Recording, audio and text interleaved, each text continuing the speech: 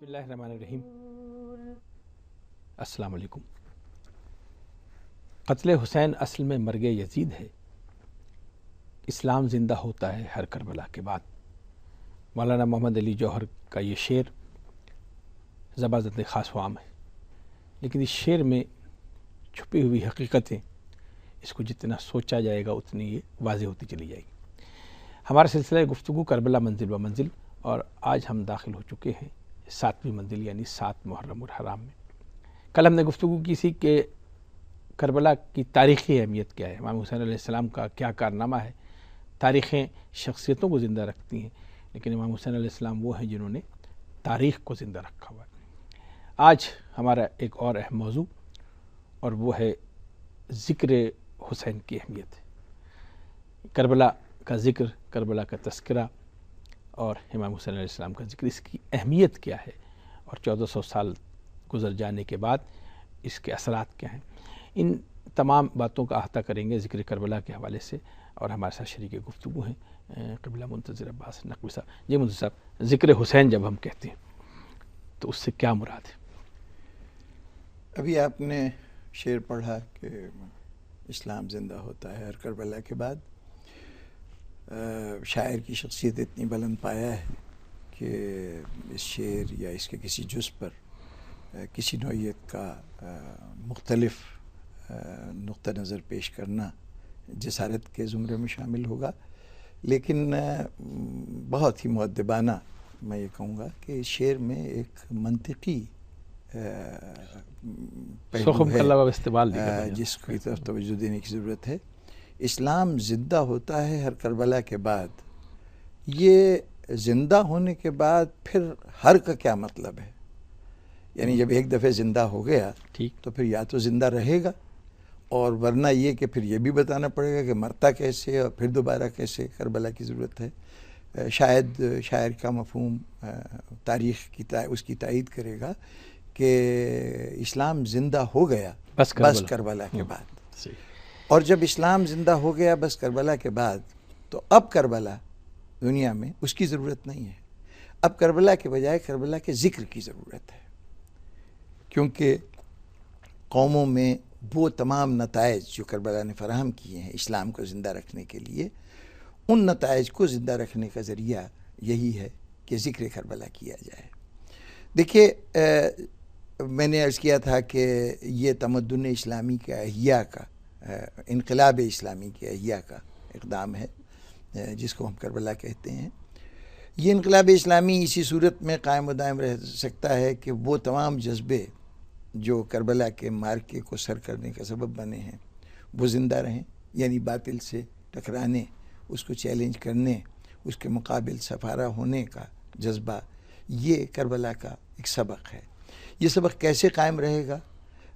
یہ بات عرض کی جا چکی کہ محض کسی چیز کو لکھ دینا، تحریریں جو ہیں، ہماری تاریخ جو ہے وہ تاریخ واقعات تو بیان کرتی ہے، ان کے سن بتائے گی، اعداد و شمار، ڈیٹا ہمیں فراہم کر دے گی، لیکن ڈیٹا تنہا انسان کے جذبات پہ اثر انداز نہیں ہوتے۔ یہ جذبات ذکر سے ہی بیدار ہوتے ہیں، یعنی خود اپنے ذات میں کسی واقعے کو اس طرح سے دہرانا کہ اس کے جذبے کی بیداری ہو جائے، یا کسی کی زبان سے سننا جو اس کی تکرار کر دے۔ کتاب میں لوگوں کا سن وفات لکھا ہوا ہوگا، لیکن یہ سن وفات اس وفات سے ہونے والے جذباتی احساس کو بیدار نہیں کر سکتا۔ اس کے لیے ایک مرتبہ اپنے دل میں ڈوبنا پڑے گا، یا کوئی شخص اس کو اس طرح سے بیان کرے، اس طرح سے میرے زندگی کے واقعات کے ساتھ اس کو جوڑے کہ وہ جذبہ جو ہے دوبارہ بیدار ہو جائے۔ اس لیے کربلا کی روح کو بیدار کرنے کا واحد ذریعہ اس کے ذکر کو قائم رکھنا ہے۔ یہ ذکر ہمیں ہر لمحے ان تمام مصائب و آلام سے کا سامنا کرنے کے لیے آمادہ کرتا ہے جو در حقیقت کربلا کا مقصود ہے۔ دوسرے ایک اور پہلو اس ذکر کا، اس کی اہمیت یہ ہے کہ ہماری زندگی میں وہ مرحلہ جن کو ہم مصائب کا مرحلہ کہتے ہیں، مشکلات کا مرحلہ، اصل میں وہی مرحلے ہیں جو ہماری کامیابی اور ہماری سرخروئی کے مواقع فراہم کرتے ہیں، اور وہی مرحلے ہیں جو ہمیں بالکل تباہ و برباد بھی کر سکتے ہیں، بالکل مٹا بھی سکتے ہیں۔ ہر مصیبت، ہر مشکل ایک چیلنج بن کے آتی ہے، اس چیلنج سے اگر عہدہ برا ہو جایا جائے تو اس صورت میں انسان جو ہے وہ اپنے مقام منزلت کو بڑھا لیتا ہے، اور اگر ان کے سامنے وہ شکست خوردگی پیدا ہو جائے تو اس کے نتیجے میں اس کی ارتقاء، اس کی بلندی درجات کے امکانات ختم ہو جاتے ہیں۔ اب جب واقع کا مصیبت کا سامنا کرنا ہی در حقیقت کامیابی کی کلید ہے، اللہ تعالیٰ نے ہماری تمام کامیابیوں کی چابی جو ہے وہ مصیبت کے خزانے میں جمع کر رکھی ہے، اس کے ذریعے سے یہ خزانہ کھلتا ہے۔ تو مصیبت کو جھیل جانا یہ ایک بہت بڑی صفت ہے، غیر معمولی صفت ہے۔ یہ جس میں پیدا ہو گئی اس نے کامیابیوں کی منزلوں کو چھو لیا، اور جو اس میں مار کھا گیا، مصیبت کو برداشت نہ کر سکا، وہ یعنی سمجھ لیجئے کہ زندگی کی دوڑ میں وہ ہار گیا۔ اس کے لیے اقوام باقاعدہ کوشش کرتی ہیں کہ اگر کبھی کوئی مصیبت آ پڑے تو اس کا سامنا کیسے کیا جائے۔ وہ کرائسس مینجمنٹ کے شعبے دفاتر ہوتے ہیں، اسپیشل ٹریننگز ہوتی ہیں، سب کچھ ہوتا ہے۔ کربلا کرائسس مینجمنٹ کی ایک مستقل تعلیم کا میدان ہے۔ زندگی کے مصائب اپنی انتہائی شکل میں ایک شخصیت کے سامنے ہے، اس شخصیت کے کچھ ایسا موقف ہے کہ اگر اس موقف کو تھوڑا سا تبدیل کر دے تو مصائب ایک لمحے میں ختم ہو سکتے ہیں۔ اختیار ہے یہ اختیار ہے۔ یزید کی بیعت کا معاملہ ہے نا، یزید کی بیعت کر لی جائے، ابھی جو فوجیں آئی ہیں وہی امام حسین علیہ السلام کو سلامیاں پیش کریں گی، ان کے لیے تمام وہ دنیا کی سہولتیں جو ممکن ہے فراہم ہوں گی، یزید بہت خوش ہوگا۔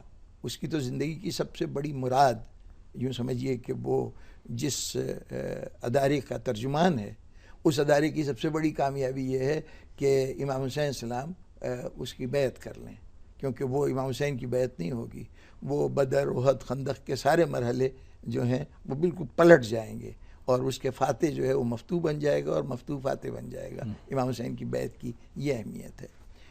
ایسی صورت میں جتنی مصیبتیں اس کی طرف سے آ رہی ہیں یہ سب ختم ہو سکتی ہیں ایک بیعت کے نہیں کو ہاں میں بدل دینے سے۔ یہ اختیار ہے امام کے سامنے۔ اگر امام اس وقت ثابت قدمی کا مظاہرہ کرتے ہیں اور ان ساری مصیبتوں کو حق کے لیے برداشت کرتے ہیں تو گویا ہمیں بتا رہے ہیں کہ یہ تمہاری زندگی کی مصیبتیں کتنی بڑی ہیں، لاؤ کوئی مصیبت لے کے آؤ اور کربلا کی مصیبت سے موازنہ کرو۔ اگر مجھ پر یہ مصیبتوں کی، تمہاری مصیبت سے بڑی ہوئی مصیبتیں میرے استقامت کے قدم میں لغزش نہیں پیدا کر سکتی تو تم چھوٹی مصیبت پہ گھبرا گئے، آؤ مصیبت کا مقابلہ کرو۔ یہ مستقل ایک کرائسس مینجمنٹ کا ایک عملی وہ مظاہرہ ہے، یہ تربیتی کورس ہے جس میں آپ کو اپنے جذبات پہ قابو پانے، آپ کے اندر وہ استقامت، جس کو دیکھیے کامیابی کا سب سے بڑا ذریعہ صبر ہے۔ قرآن مجید نے جو فارمولہ بتایا وہ صبر ہے۔ صبر کیا ہے؟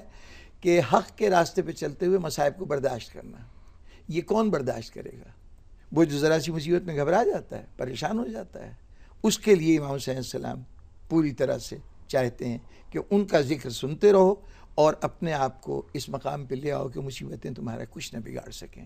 اور اس کے ہم نے نتیجے بھی دیکھے ہیں۔ بعض یعنی فکری گروہ صرف اس لیے زندہ ہیں کہ دنیا کے تمام مصائب کے باوجود ان کے پاس مصائب کو برداشت کرنے کے لیے وہ صبر کا جوہر موجود ہے۔ وہ تکلیفوں میں، مصیبتوں میں تمام اس کے اندر یہ دیکھ لیتے ہیں کہ جناب ایک کربلا موجود ہے۔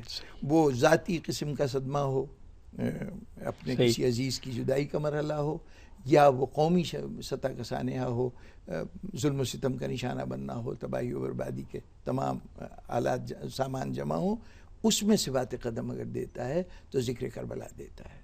اسے ڈاکٹر صاحب ایک سوال، یہ واقعے میں یہ خصوصیت موجود ہے یا اس کے ذکر میں بھی اتنی ہی طاقت موجود ہے، اتنی ہی قوت موجود ہے؟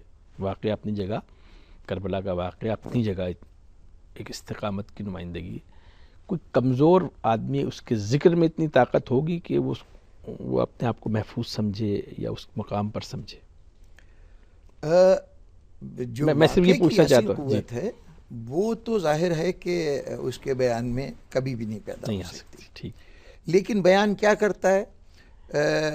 عبداللہ ابن زبیر کوئی زیادہ کیا سرے سے یعنی امام حسین السلام سے کوئی عقیدت کا تعلق ان کا نہیں تھا.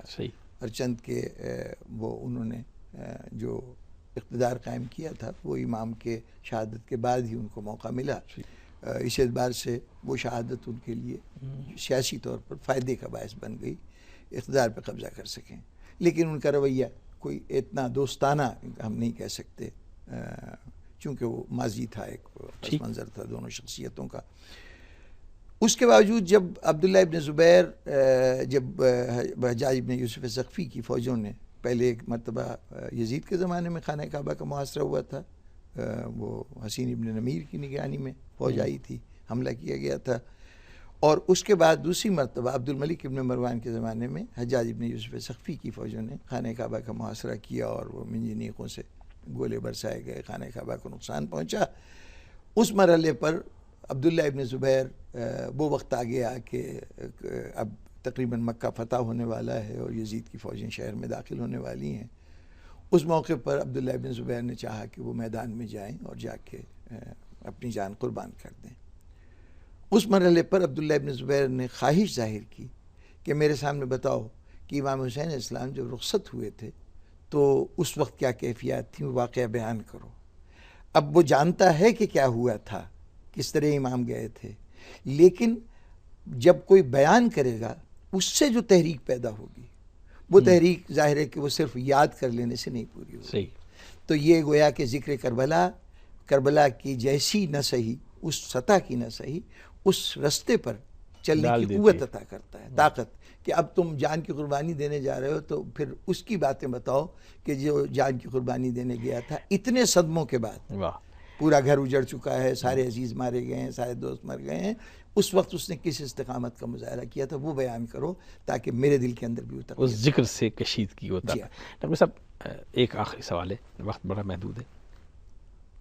ذکر کے کیا کیا طریقے، مطلب اگر میں بحیثیت مسلمان نہیں، بحیثیت اس ثقافت سے جڑے ہوئے ہونے کے لیے اگر ہم عالمی سطح پر بات کی جائے کہ امام حسین کے واقعے کے ذکر کے کیا کیا صورتیں ہیں یا کیا کیا صورتوں کا امکان ہے؟ دیکھیں یہ ذکر جو ہے یہ احساس کربلا کو منتقل کرنے کا نام ہے. میں بار بار یہ بات کہہ رہا ہوں، یہ تاریخ کربلا کو منتقل کرنے کی بات نہیں ہے. صحیح. مورخ نہیں بیان کر رہا ہے، یہ وہ بیان کر رہا ہے جو جذبے کو بیدار کرنے کی صلاحیت رکھتا ہو، اس کی ذمہ داری ہے کربلا کو بیان کرنا. اس کے لیے ایک پس منظر بھی ہے کہ جناب زینب جب داخل ہوئی ہیں مدینے میں وہ سارے مراحل سے گزر کے، تو آپ نے خاص طور پر اپنا جو قافلے کا گائیڈ تھا اس سے کہا کہ تمہارا باپ شاعری کرتا تھا، تم بھی شاعر کیسے؟ بشیر ابن جزلم. بشیر ابن جزلم. اس سے کہا کہ اس نے جب اقرار کیا تو کہا اچھا تم جا کے مدینے میں اعلان کرو کہ وہ قافلہ واپس آ گیا ہے. یہ کیوں پوچھا گیا تھا؟ یہ صرف اس لیے پوچھا گیا تھا کہ ابھی تک واقعہ کربلا کا بیان وہ لوگ کر رہے تھے جو واقعہ کربلا کے باقاعدہ رکن ہیں، اس میں شریک ہیں. اب پہلی مرتبہ ذکر کربلا ان کے سپرد کیا جا رہا ہے کہ جو کربلا میں شریک نہیں ہیں. تو ان کی کس کوالیفیکیشن کی بنیاد پہ دیا جائے؟ وہ کوالیفیکیشن یہ ہے کہ وہ جذبوں کی ترجمانی کر سکتے ہیں کہ نہیں کر سکتے. شاعر یہ کام کرتا ہے، منتقل کرنے کا کام، اس لیے کہ انہیں جذبہ منتقل کرنا ہے. تو جب جذبہ منتقل کرنا ہے تو اس کے لیے مورخ کی ضرورت نہیں ہے، وہ واقعات بیان کر سکتا ہے. جذبات کے لیے پھر اسی فنکار کی ضرورت ہے، وہ اس کو بیان کرتا ہے. ناظرین محترم، آج کی گفتگو بڑی اہم گفتگو کہ ذکر کربلا کی کیا اہمیت. یہ صرف ذکر نہیں بلکہ ذکر کے ذریعے ہم سوئے ہوئے ضمیر کو جھنجھوڑتے ہیں، چاہے وہ ایک انسان کا ہو یا قوم کا ہو. اور یہ کام امام حسین علیہ السلام نے شب عاشور اس لیے کیا تھا کہ ایک ضمیر کا قیدی دوسرے فوج میں موجود تھا اور ایک شب کی مہلت کے بعد وہ لوٹ کے آیا، جسے حر کہتے ہیں. حر ایک علامت ہے آنے والے زمانے، قیامت تک باقی رہنے والے زمانے کے لیے، کہ جب کوئی اس راستے پہ پلٹنا چاہے تو کیسے پلٹتا ہے. شاعر نے کہا تھا کہ حر نے شہ مظلوم کا راستہ نہیں روکا، بھٹکا ہوا راہی تھا پتہ پوچھ رہا تھا. شکیل اختر کو اجازت دیجیے. اللہ نگہبان.